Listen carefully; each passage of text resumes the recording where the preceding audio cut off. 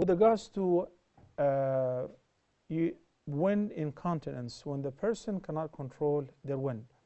So she says that he makes wudu 3 times and now he's making the 4th time. You don't have to do wudu 3 times. People with medical needs, such as urine incontinence and by analogy wind incontinence, irritable bowel syndrome, where they cannot control their gases, it would be sufficient to make 1 single ablution provided the prayer time has entered.